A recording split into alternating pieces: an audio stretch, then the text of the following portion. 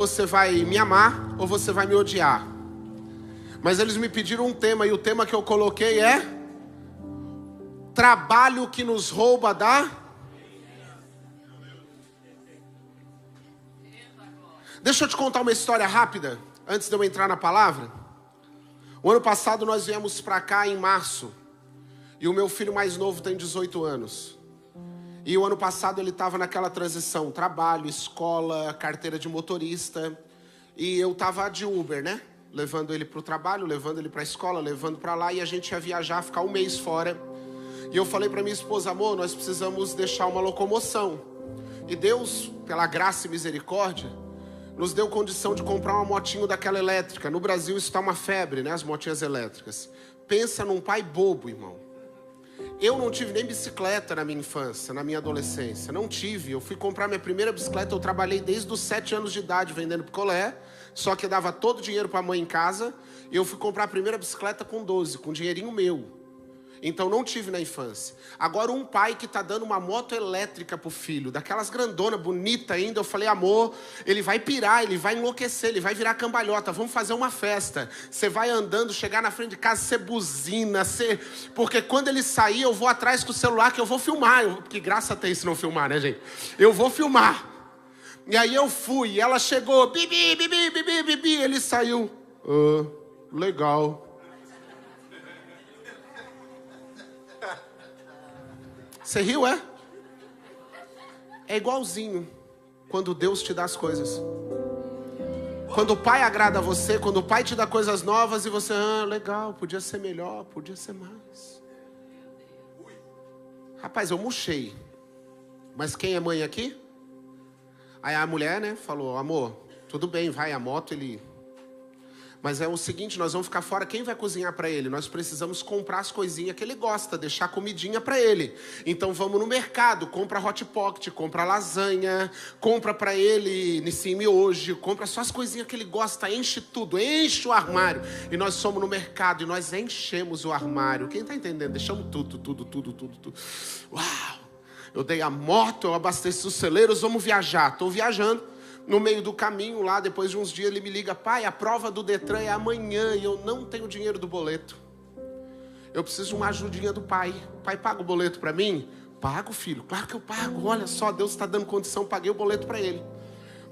Quando eu estava lá em Dourados, aí levaram a gente num shopping, né? E eu fui, não comprei nada para mim. Nada. Mas eu comprei presente pro filho, né? Aí comprei os presentinhos, voltei, eu falei, cara, olha só meu filho, pô, eu dei a moto pra ele, eu abasteci os celeiros, né, deixei, paguei o boleto que ele não tinha dinheiro pra pagar, tô levando presente pra ele, cheguei em casa todo bobo, vai estar uma coisa linda a minha casa, ele vai estar me esperando alegre. Quando eu abro a porta da casa eu olho assim, cara, eu não acredito. Adri, que eu não acredito que eu fiz tudo o que eu fiz por você. E você nem para fazer o que a gente te pediu para fazer, cara. Eu não acredito que durante esse tempo todo a gente estava ali, te agradando, fazendo as coisas para você, e você nem para obedecer, nem para fazer as coisas, Adric. Irmãos, é isso aí, a saúde. Ele já pensou que era o pai brigando com ele. Gente... essa história não é sobre eu e meu filho. Essa história é sobre o pai e seus filhos. Sabe de uma coisa? Deus pode ter dado carro para você, ter dado casa para você, tá cuidando de você. Deus pode todo dia estar colocando comida na tua mesa, sendo provisão da tua vida, abastecendo os teus celeiros. Você fala para ele, Senhor, eu não sei o que fazer essa semana, porque vai vencer uma conta, eu não tenho, do nada vem um milagre, uma provisão, você paga. De vez em quando você não espera, acontece umas coisas, é presente. O Pai pode estar te agradando o tempo todo, fazendo tudo por você, e mesmo assim estar extremamente decepcionado em olhar para você e ver que você não está fazendo tudo o que Ele te pediu para fazer. Não é porque Ele está fazendo as coisas que Ele está contente por você não estar cumprindo aquilo que Ele te pediu, aquilo que Ele falou, o propósito que Ele colocou dentro do teu coração. E sabe o que me revoltou? Assim que eu olhei para ele, eu falei assim, cara, eu não acredito. Porque você sabia que eu só estava viajando e que a hora que eu chegasse eu ia ver que você não fez tudo. Ele só foi ali, filho. Ele está voltando. E eu oro para que a volta dele não seja hoje, para não te encontrar sem fazer tudo aquilo que ele te pediu. Porque ele pode estar te dando tudo, você pode estar tendo resultado, você pode estar feliz, você pode estar dando risada. E ter um pai triste em dizer, você sabia o que eu te pedi, você sabia o que eu te mostrei, você sabia o dom que eu coloquei, a qualidade que eu coloquei, o talento que eu coloquei, a direção que eu dei, e por que você não me obedeceu?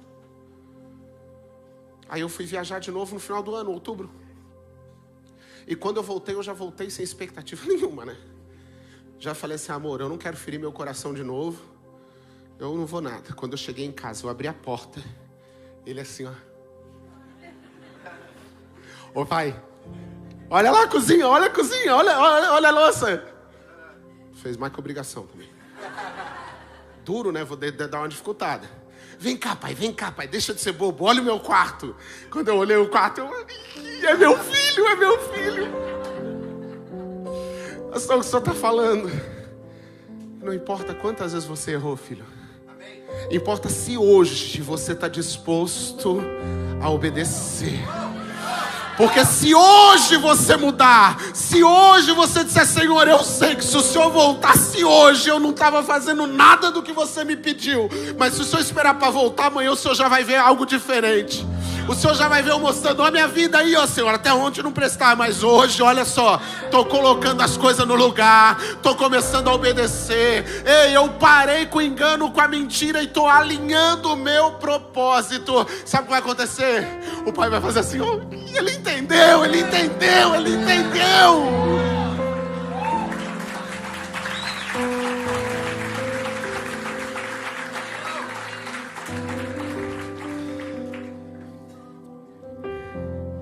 Eu conto por isso, irmão. Porque é casa de pastor e acontece a mesma coisa que na tua. Os filhos a gente manda lavar a louça, não vai. As mães falam assim, né? Eu já nem peço mais. Porque a gente pede e vai fazer de cara feia. Eu já disse, vai de cara feia. Vai fazendo bico. Vai reclamando, vai. Eu não quero cara bonito, eu quero feito. Simples assim. E é isso que eu vou pregar para você hoje, amém? Abra sua Bíblia comigo em Gênesis 2. Gênesis 2, quero ler o versículo 8 e o 9. Vou ler alguns versículos e nós vamos acompanhando.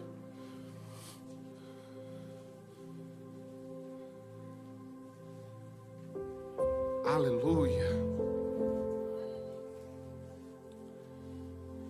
E o Senhor Deus havia plantado um jardim na região do Éden, no oriente, para os lados do leste, e ali ele colocou o ser humano. O Senhor Deus plantou e colocou o ser humano no...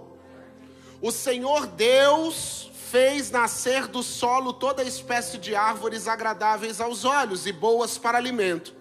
E no meio desse jardim estavam a árvore da vida e a árvore do conhecimento do bem e do mal. Amém? Paramos aqui para a gente refletir. Senhor, fala conosco nessa manhã. Repreendemos distração, questionamento, pensamentos acelerados, inquietação, Senhor. Que nós possamos estar cativos à Tua palavra agora. Arranca o tampão dos ouvidos, Pai. Estilhaça a fortaleza da mente, a couraça do coração e arranca a escama dos olhos. Estejamos sensíveis à Tua voz nessa manhã em nome de Jesus. Quem fez o jardim? Quem colocou o homem no jardim?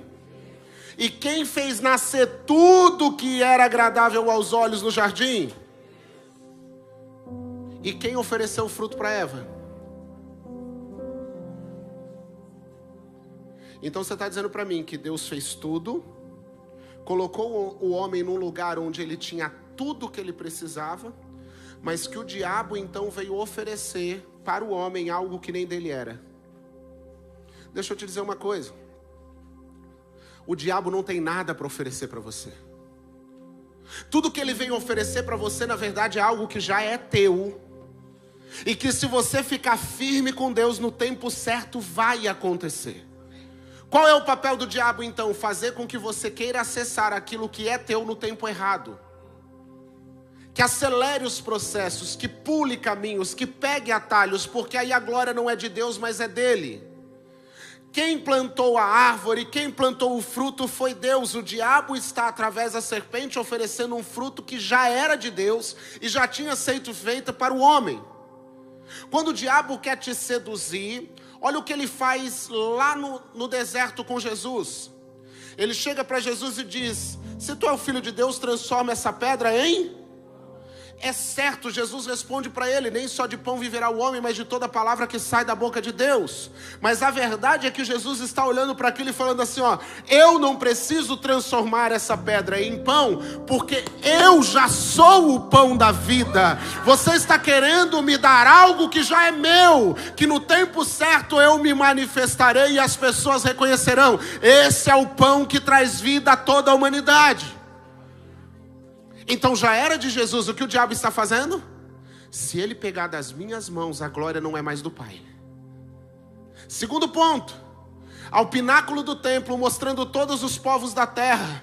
E ele diz assim: olha, todas essas nações poderão te adorar.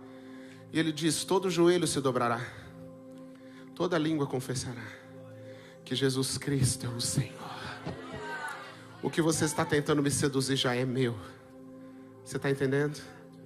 O último: te darei todas as riquezas do mundo, os palácios, se prostrado me adorás.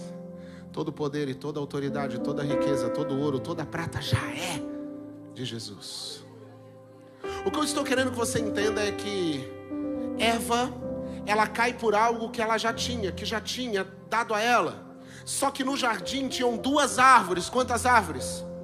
Além de todas as outras. Uma era do conhecimento do bem e do mal, e a outra era a árvore da vida.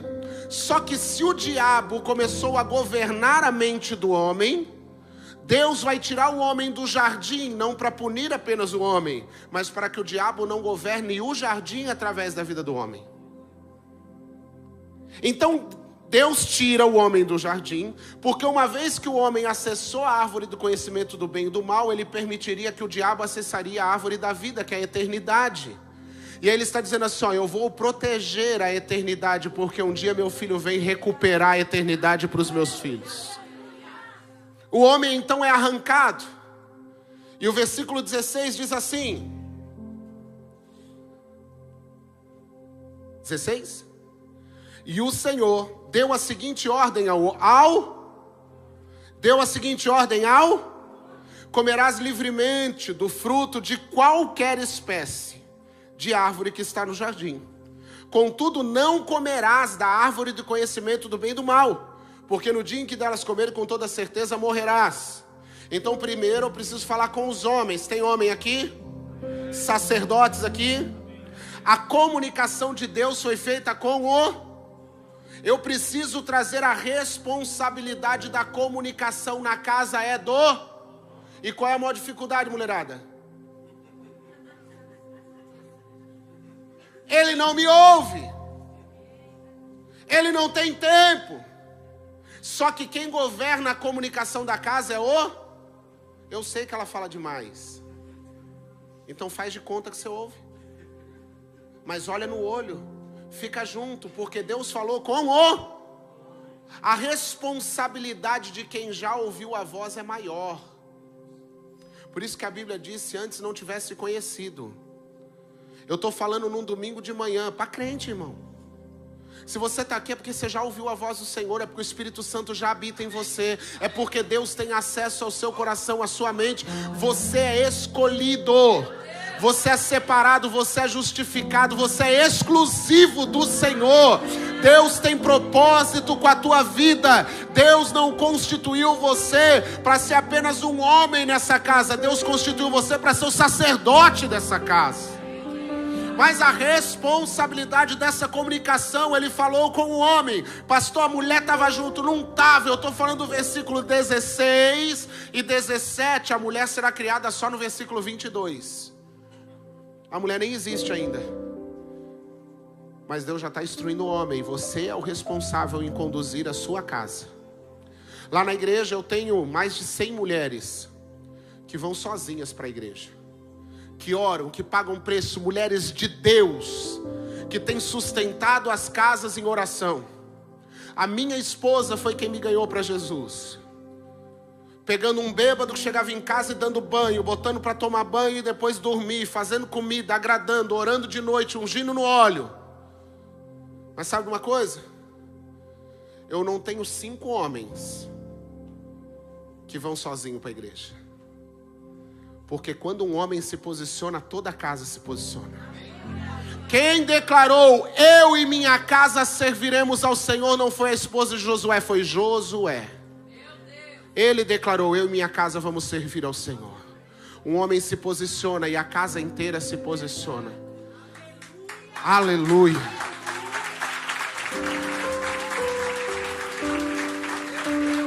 Por que o diálogo é tão importante? Porque a casa que não tem diálogo não tem intimidade. Aonde não tem intimidade, quem fala é a serpente. Casa que tem diálogo, quem fala é Deus. Casa que não tem diálogo, sempre o diabo encontra alguém para falar.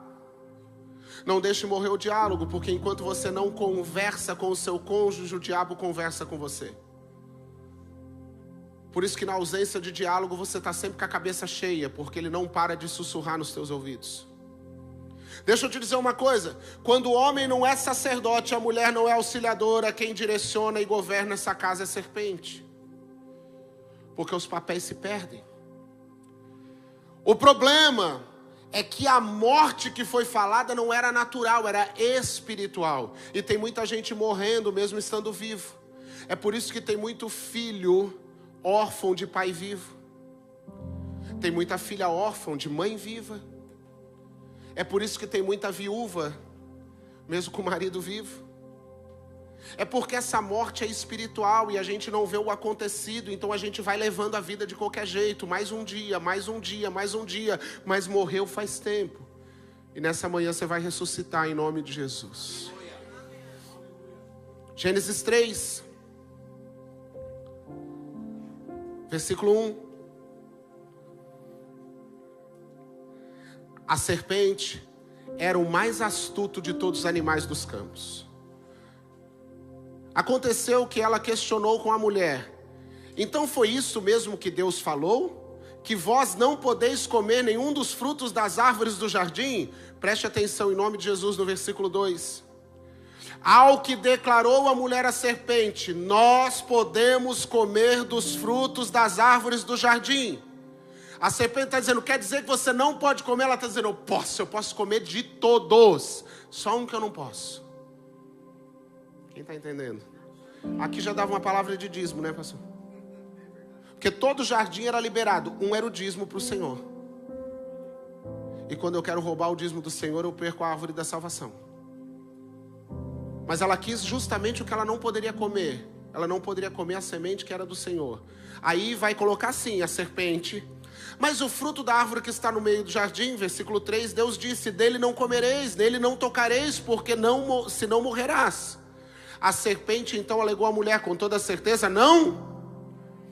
A mulher tinha tudo, mas a serpente fez ela achar que não era o suficiente.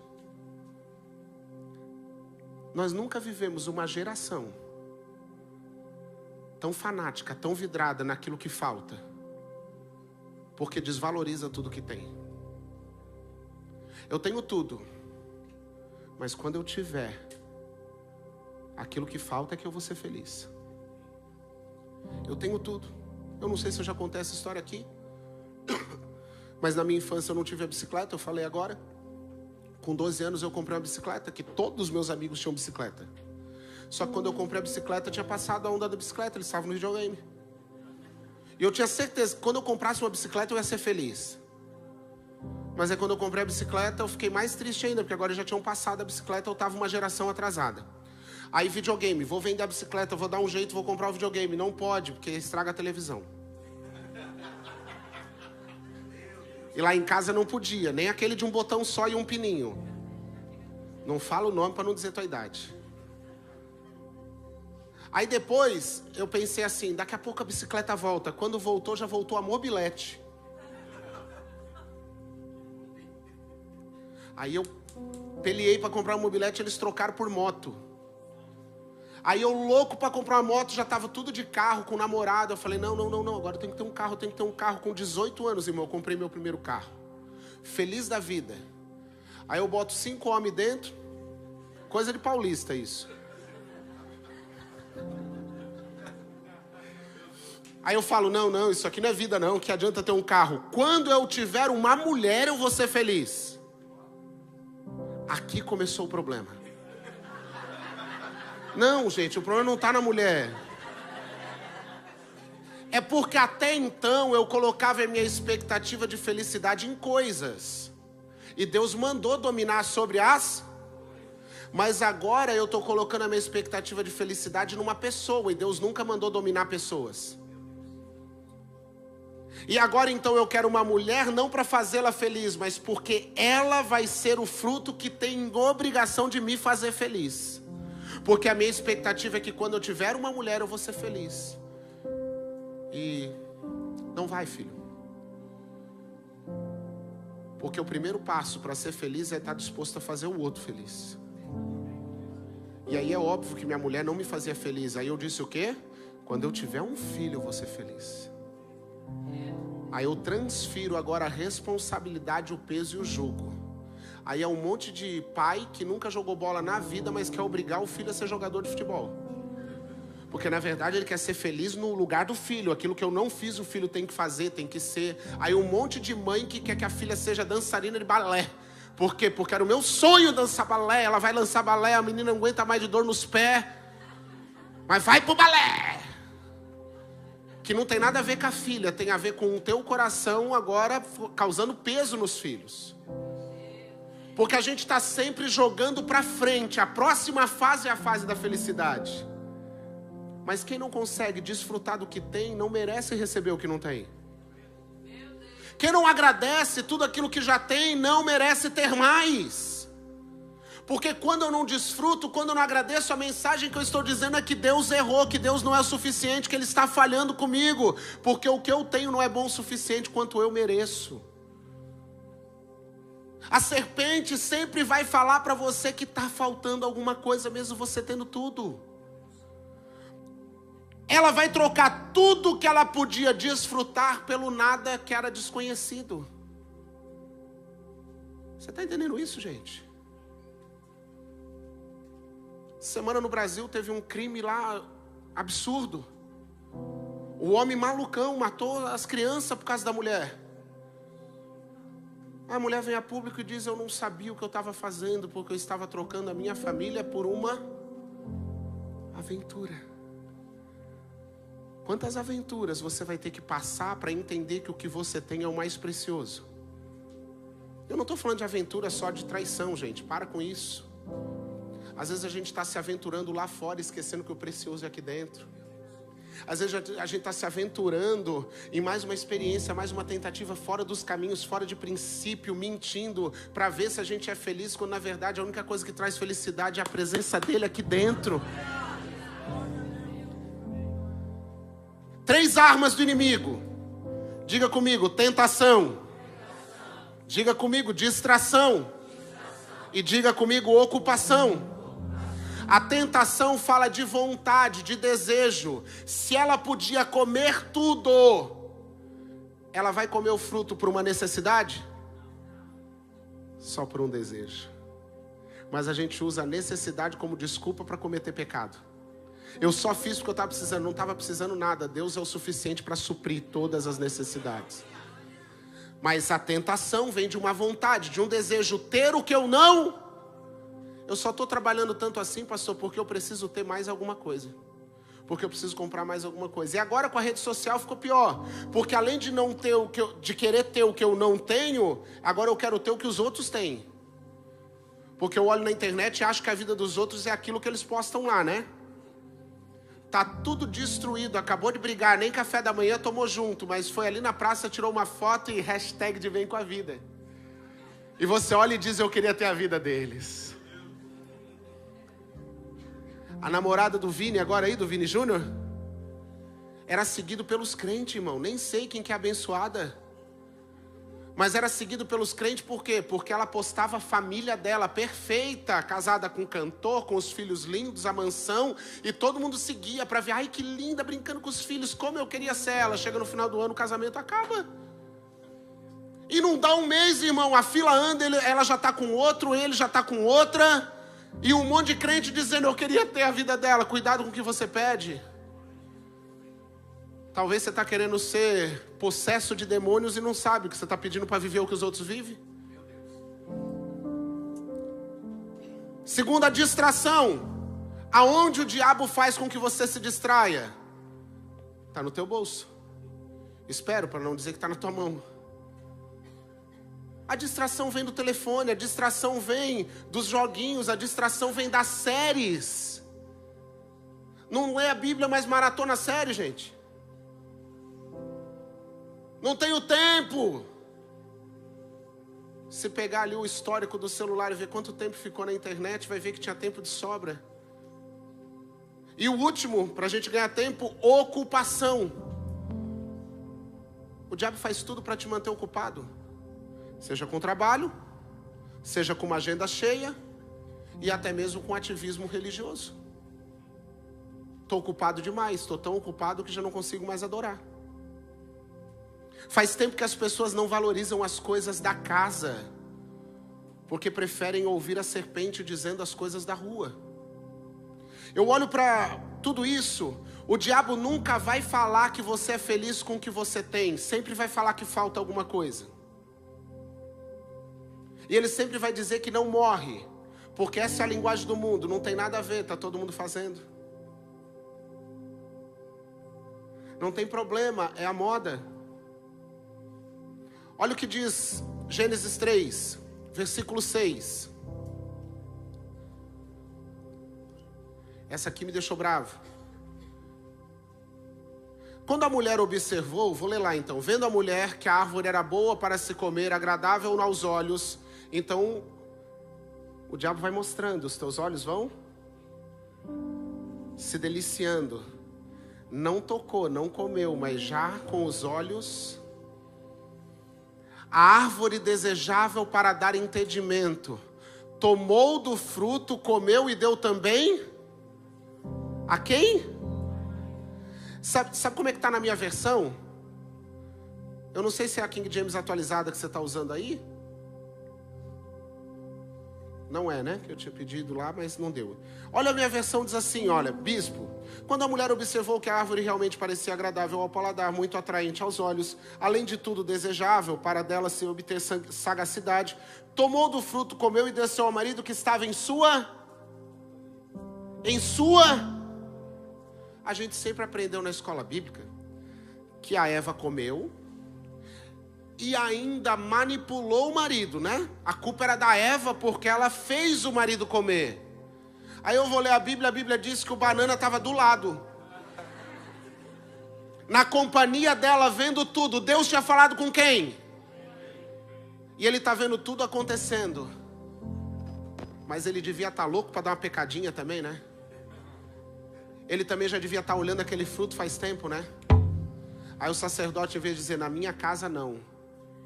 Na minha casa não entra, na minha casa não acontece, na minha casa não faz, na minha casa... Ah, mas vai. Não, se tu for eu vou também. Não, assim, querer eu não quero, mas se tu quiser, né, daí... Eu fiquei louco com isso, porque o pecado da omissão é o pior que existe. Ele viu e ficou quieto.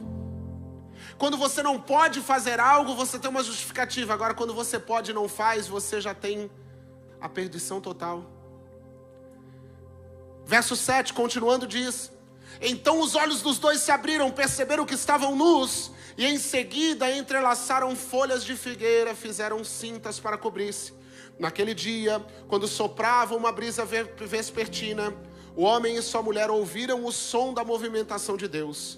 Estava passeando pelo jardim, procuraram esconder-se da presença de Deus. Mas o Senhor Deus convocou o homem indagando: aonde estais? Deus não te chamou nessa manhã para perguntar o que você fez. Deus te chamou nessa manhã para perguntar onde você estava. Porque você pode até faltar no encontro, mas Ele não falta. Você pode até se afastar com medo, mas Ele continua te amando e te buscando. Você pode até ter as tuas feridas, as tuas limitações, mas o teu Pai continua do mesmo jeito te chamando para estar com Ele. Deus, Ele não falta no encontro no jardim, mesmo vendo que Adão tinha caído, mesmo vendo que Adão tinha se corrompido, mesmo vendo que o casal precioso que Ele colocou no jardim tinha falhado, Deus aparece como sempre apareceu para dizer: eu renovo a minha aliança com você hoje de manhã, basta você querer. E Ele chama pelo homem, mas a Bíblia diz que o homem se esconde. Então não é Deus que não fala, é você que não ouve. Não é Deus que não quer, é você que foge. Aí Deus chama, cria toda uma situação para dizer: vem para perto. A consciência do erro faz com que ele se esconda de Deus. E sabe o que eu entendo aqui? A serpente sumiu do cenário. Por quê, pastor? Porque o diabo não queria se relacionar com Eva. O diabo só queria matar o relacionamento de Eva com Deus. O que sustentava esse casal não era o trabalho. O que sustentava esse casal era o relacionamento. Quando eu me relaciono com Deus, Deus dá tudo que eu preciso na minha casa. Quando eu não me relaciono com Deus, eu tenho que ganhar tudo na força do meu braço. O relacionamento me sustenta. A falta de relacionamento me arrebenta. É por isso que eu digo que eu trabalho tanto e não sobra nada. Salomão já disse que é como juntar num saco furado. Se o Senhor não edificar a casa, em vão trabalham aqueles que a edificam, porque o sustento vem do relacionamento. Presta atenção comigo, é nisso que eu quero falar com você. No jardim tinha tudo, sim ou não? Mas agora eles vão ser retirados do jardim, então agora eles não têm mais nada. A terra toda geme pela manifestação dos filhos. Por quê? Porque a terra era perfeita, não existia nem deserto, a terra se auto-irrigava. Agora que os homens caem, a terra vai produzir espinhos e abrolhos, e vai passar a ter deserto. Então a terra está gemendo, porque a manifestação dos filhos vai remir a terra. E agora o homem tem que trabalhar para se sustentar, porque como não está tendo relacionamento, está tendo trabalho. Com relacionamento Deus não dá tudo. E nas casas era assim, não era? Deixa eu te falar uma coisa. Eu quero voltar um pouquinho no tempo e ativar a tua memória. Eu sei que nós temos pessoas de várias nacionalidades e talvez não seja a mesma realidade, mas vai ser muito próximo. Nas casas antigamente, a gente não tinha nada, irmão. Nada. Mas a gente era feliz. Não tinha nada, irmão, não tinha um brinquedo, não tinha uma televisão, não tinha roupa, não tinha calçado, não tinha nada, mas a gente era feliz, a gente brincava, na nossa casa tinha relacionamento.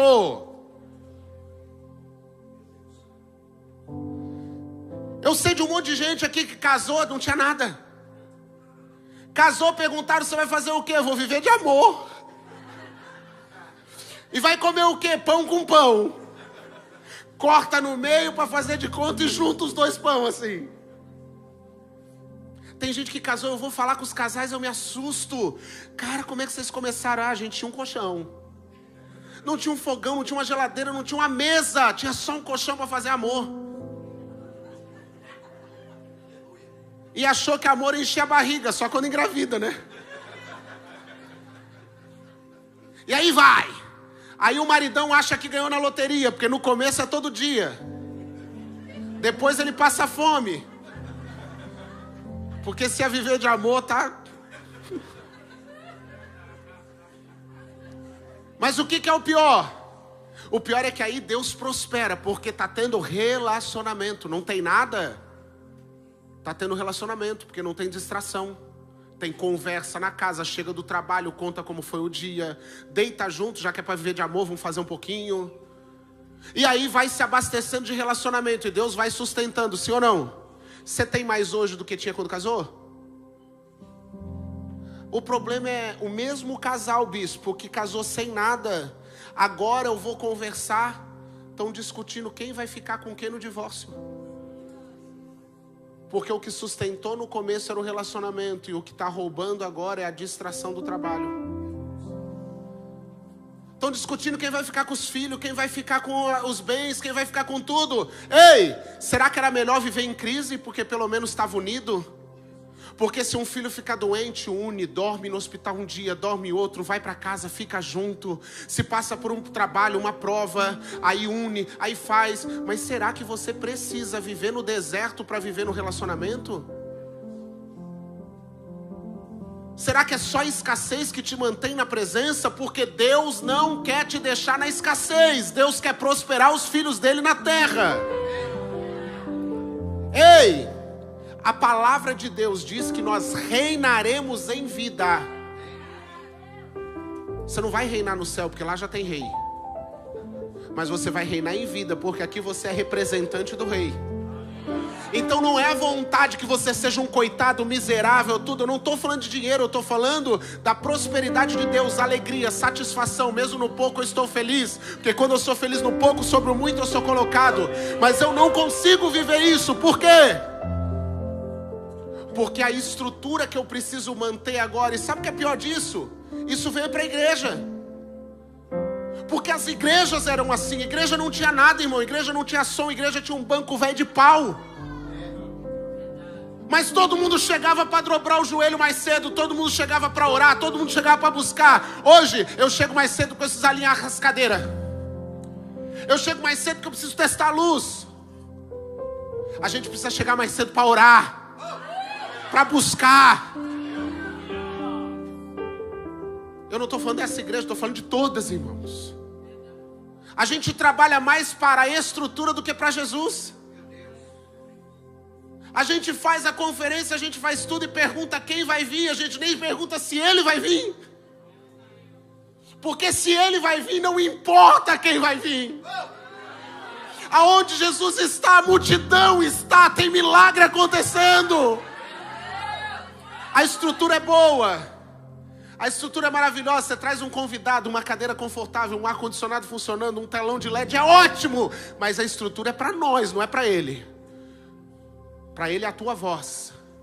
Abra a tua boca, dá glória, louva, exalta. Para ele, todo aquele que tem fôlego de vida, louva ao Senhor. Sai do chão, pula, bate palma, grita. Para ele é o culto, para ele é a adoração, para ele é o louvor, para ele é a exaltação.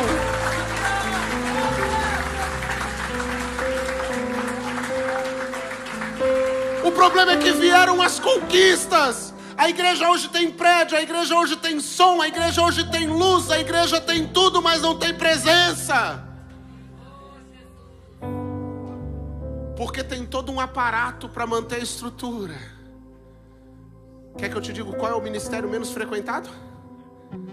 Cadê o pessoal da intercessão? A intercessão passa um trabalho. A intercessão tem que começar a inventar evento que não devia, porque a intercessão é no secreto. A intercessão das igrejas está virando ministério de fogo. Porque daí eles querem fazer uma movimentação para ver se o povo vem. Porque atrás do movimento, de umas coisas aradas, o povo vem. Mas atrás de dobrar o joelho e chorar nos pés, não vem. Aí você tem igreja com 2, 3 mil pessoas e 5 pessoas na intercessão. Porque para tocar um bom instrumento eu queria, mas para ficar lá onde ninguém me vê... Gente, era assim. Na casa... Quantos carros você tinha em casa?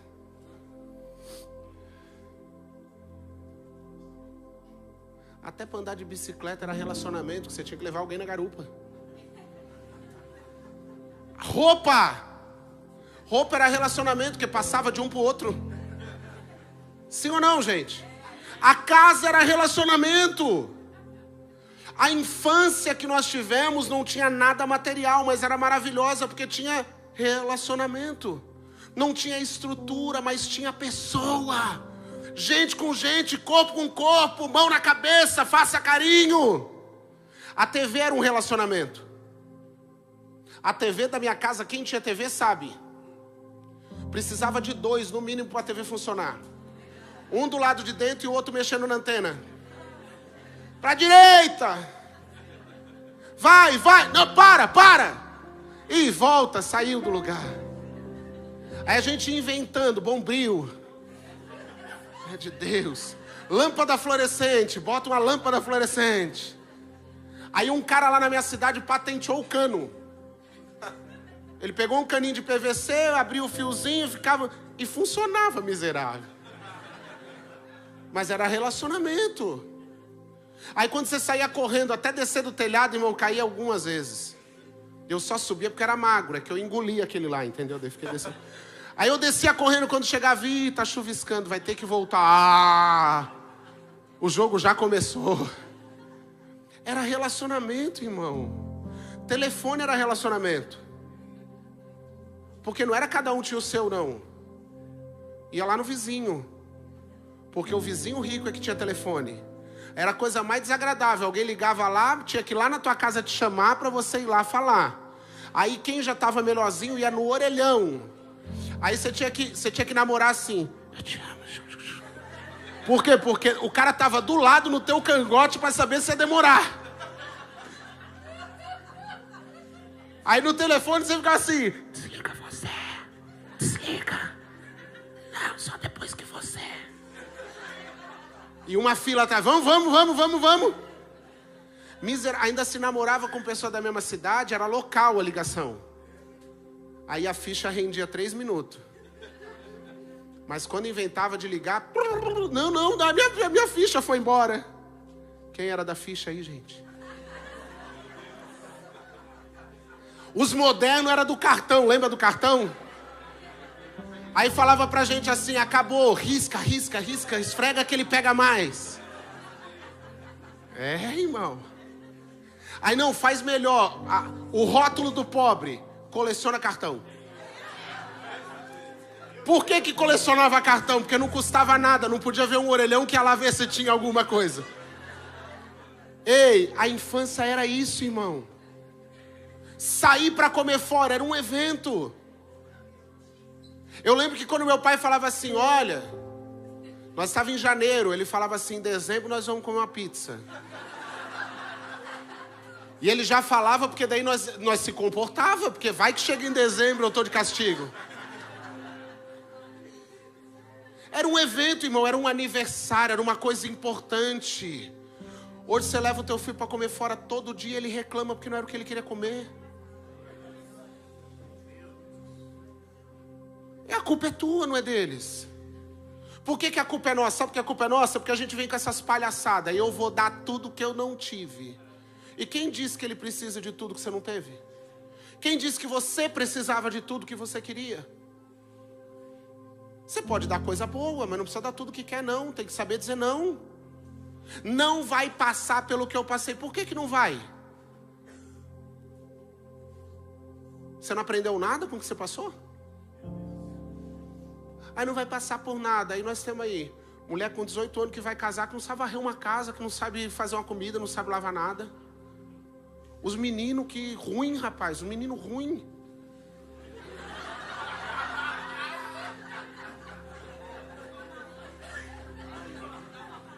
Ajuda, não faz nada. Por quê? Porque um monte de pai banana... eu não vou dar tudo. Dá tudo que eu não tive. Dá tudo que você não teve. E aí a gente começa com... Eu gosto de um cara lá, um psicólogo brasileiro, que ele fala assim, a saga do sertanejo arrependido. A gente começa com aqueles discursos. Na tua idade... Não tinha ainda, tá? Mas eu só tenho porque você tá me dando, trouxa. E deixa eu te falar uma coisa. Ele não quer saber do que você era. Ele precisa saber quem você é hoje.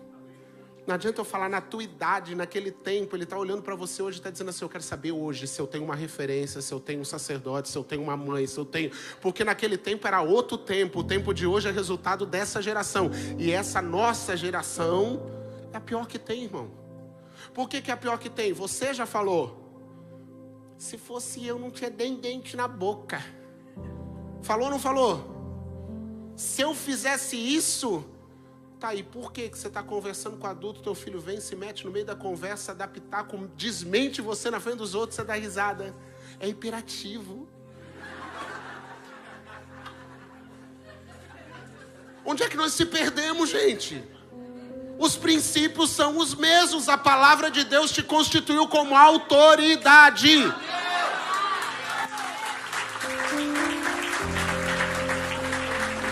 Deixa eu te lembrar de uma coisa.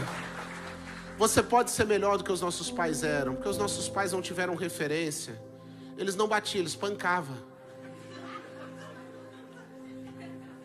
Não era castigo, era cadeia.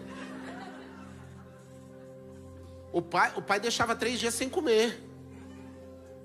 Irmão. Era sistema de solitária, assim. Não precisa ser igual. Mas você precisa lembrar que você é pai, que você é mãe. Que você não é amigo. Amigo ele tem na rua. E amigo não morre por eles. Mas o pai e a mãe morrem. Aí eu não posso ser amigo dos meus filhos? Claro que pode. Você só tem que entender que a autoridade do pai não pode descer no nível de amigo. Amigo, parceiro, tamo junto, conta comigo. Porém, eu sou teu pai, cala a boca e me obedece. Porque se não for assim, você vai ter que estar pronto para quê? Para saber que o amigo da rua tem mais poder, mais influência e mais autoridade que você. Agora a gente está trabalhando tanto, que a gente trabalha tanto, que a gente dá presente para não dar presença. Quer ver uma coisa? Eu vou citar um exemplo aqui. Relacionamento. Quantos quartos tinha na tua casa? Você se relacionava até sem querer. Tava dormindo e enfiava o pé no teu nariz. Porque era 3, 4 dormindo na mesma cama, gente. Eu nem sei como nossos pais coisavam, gente. Acho que eles iam pro mato. Que era 5 filhos, só tinha um quarto na casa. Era relacionamento. Quantos calçados você tinha? Fala aí, quantos calçados você tinha? Os homens só tinham que chute e conga. Irmão. Agora, que momento da vida você, mulher, virou uma centopeia? Porque antes não tinha sapato nenhum, agora tem 100. E aí bota uma roupa e diz, eu não tenho nada que combina com ela. Aonde, irmão, nós estava? Relacionamento na comida, por quê? Porque a mãe precisava dividir, porque a ração era fracionada. A sobremesa, irmão.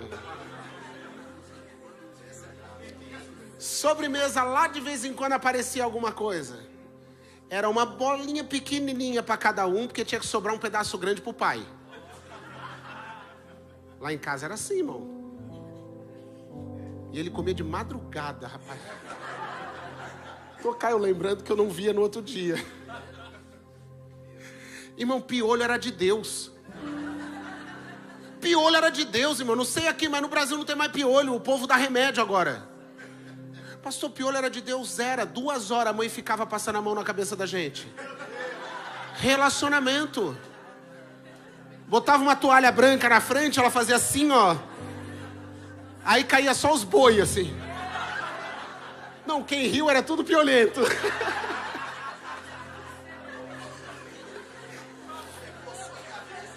Aí teve influência do inferno, inventaram um garfo de ferro. Lembra o pente fino de aço? Eu quero brincar, eu vou jogar bola. Ela só dava uma cravada assim, fica aí. E quando a mãe falava no meio dos dentes, era perigoso. Quando ela só tipo...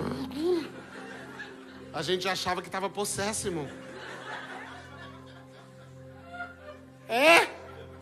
Era a tua casa, irmão. A imaginação para criar. Criatividade. Pedrinha era brinquedo, pedaço de pau era brinquedo. Hoje não cria nada. Fica horas na internet. Meu filho parava a olhar assim. Eu não conseguia entender aquilo. Porque eu ia para a beira do campo, eu não consigo assistir o jogo, eu quero jogar. Não é? Ele bota na internet para ver os outros jogando videogame. Eu fico, é maluco, gente. Assistindo 2 horas o outro jogando para pegar as manhas. Eu falo, não, irmão. Eu não quero manha não, eu quero botar a mão no negócio, eu quero jogar, eu quero fazer.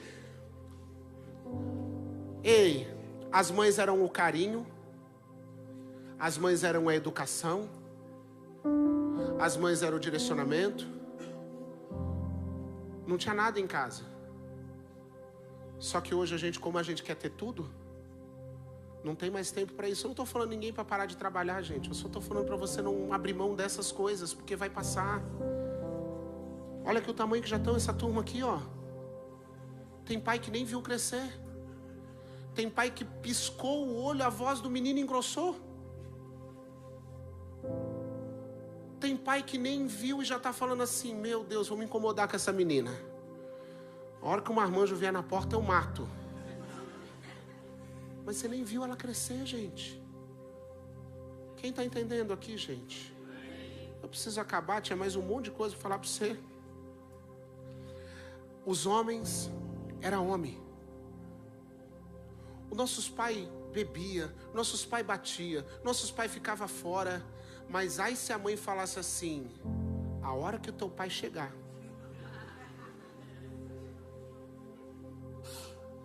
não é? Agora o filho torce para o pai chegar, porque o pai não faz nada. A mulher tinha um prazer de dizer assim, não, a hora que o meu marido chegar, ele resolve.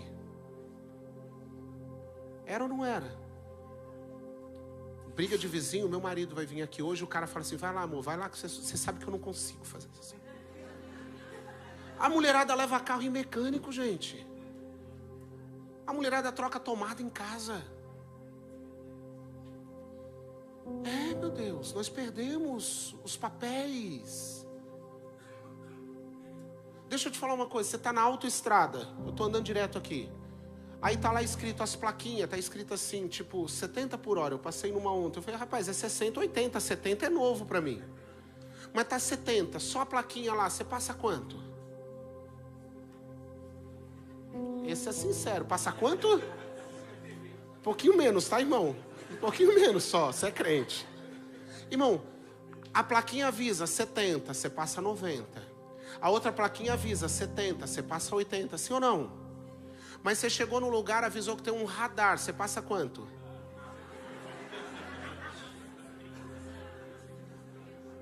Tá, mas por que no radar você não passa acima, você passa na velocidade? Por quê? Porque tem consequência? Então eu quero dizer para você uma coisa. Nós somos plaquinha, os nossos pais eram radar. Porque a gente só fica, não faz. Se eu te pego, eu já falei, eu já avisei, as suas plaquinhas. Os nossos pais eram radar, não dava nem tempo. Bum! Uma semana sem ouvir de um lado. Não, e tem uns pais que é plaquinha psicopata ainda. Tira esse menino daqui que se eu mato ele, eu arrebento ele. O menino sai rindo de ombro dizendo, não faz nada, não faz nada, né? A gente arrebentava os dentes da boca. Hoje eu vejo com o bebê no colo, o bebê dá tapa na cara e diz assim, ai que bonitinho. Espera, esse bebê vai crescer. Quem está entendendo? Referência masculina, irmão. A gente fica falando de internet, de coisa. Na minha época, no Brasil, não sei aqui, tinha Vera Verão. Epa! Não era? Roberta Close. Cortou o brinquedo, ficou mulher. Tinha comédia de tudo, irmão. Na Praça é Nossa tinha gay. E ninguém virou homossexual por isso, virou? Mas por que não virou? Porque você podia até assistir televisão, mas você tinha referência em casa. Hoje não tem referência, o que vê na televisão influencia mais do que tem em casa. Por isso a gente está falando que a internet está fazendo. Não é a internet que está fazendo, a ausência da família está fazendo. E Deus está chamando, volta para a essência. Volta para aquilo que Deus ensinou para a igreja. Quem está comigo? O diabo nunca vai convidar você para trabalhar para ele. Pensou que proposta boa? Rapaz, eu quero te contratar. Quanto é que você quer para trabalhar para mim? O diabo fazendo, você vai? Não. Então o diabo diz, trabalha para você. Você não precisa trabalhar para ele, porque enquanto você trabalhar para você, você não trabalha para Deus. E trabalhando para você, você sempre tem uma boa desculpa de que está trabalhando porque precisa, e não tem nada a ver com necessidade, tem a ver com desejo. E a gente está sempre trabalhando mais, porque o diabo está dizendo, vai, está contratado. E cuidado, porque às vezes a gente deixa de trabalhar para o diabo e diz que está trabalhando para Deus, mas está trabalhando por recompensa. Por reconhecimento, por coisa. E quem trabalha por Deus por dinheiro também aceita trabalhar para o diabo por um salário maior. Então cuidado, as motivações do nosso coração. Volta para Deus. Volta para Deus. Eu tenho que terminar porque eu passei já do meu horário. Mas eu quero te falar uma coisa. Todo problema aconteceu no jardim. Amém? Por isso que Deus colocou o filho dele para passar lá pelo jardim. Essa não é a nossa verdade, pelo amor de Deus, acorda. Lá no jardim, Adão e Eva perderam o relacionamento. Mas Jesus passou pelo jardim do Getsemane para dizer, eu estou aqui devolvendo o relacionamento. Adão conversava com Deus. Após a queda, o sacerdote era o intermediador, mas Jesus fez o véu do templo se rasgar, para mim e para você poder falar direto com o Pai, se relacionar com o Pai, ter intimidade com o Pai. Então nós não vivemos uma época que precisa se esconder, pelo contrário, Adão pecou e se escondeu atrás da madeira, Jesus não pecou e se colocou na frente da madeira por mim e por você. O convite é simples. Volta para o relacionamento. Volta para o jardim. Volta para a inocência. Volta para a dependência. Nós temos uma promessa. A tua geração será poderosa na terra. Não vai acontecer como em Juízes. Josué conquista tudo, entra na terra. Para Juízes 2 dizer, chegou uma geração que não conhecia o Senhor. Não é na nossa geração, não é nesse tempo. Nós vamos ensinar os caminhos, nós vamos ensinar o relacionamento, nós vamos apontar para Cristo. Ei, as famílias de Deus serão famílias fortes, posicionadas, exemplos. Mas nós precisamos se levantar e dizer assim, o que eu preciso mudar, o que eu preciso transformar. Porque o que eu estou passando hoje é tudo resultado das escolhas que eu fiz ontem. Mas o que minha casa vai viver amanhã é resultado das escolhas que eu quero fazer hoje. E a escolha é simples. Deus tem promessa sobre a tua vida, sobre a tua casa. Jesus não morreu por aquele povo, Jesus morreu por esse povo. Jesus viu esse dia, viu você sentado. E se não tivesse visto você, visto Ele, Ele manda eu te avisar que se precisasse Ele faria tudo de novo por você. Tem uma família que tomou a decisão, né? De apresentar uma criança. Não é um gesto simbólico, é um compromisso. De ensinar o caminho que deve andar. Lá a gente fala dos padrinhos, quando coloca um padrinho. Padrinho não é para dar brinquedo, para dar chocolate. Isso também. Padrinho é cobertura de oração. Padrinho é para puxar a orelha dos pais se os pais não estiverem no caminho. Porque quando eu coloco um padrinho, eu estou confiando na mão dele, dizendo assim, ó, meu filho, se eu faltar, está contigo. E os pais que sobem no altar dizendo, antes de ser meu, ele é teu. Lembra disso o resto da vida. Que um dia você entregou para o Senhor. Então se você entregou para o Senhor, quem educa e direciona a tua casa não é mais você. É o Senhor. Você vai precisar se relacionar para Ele poder ter poder. Quem está comigo?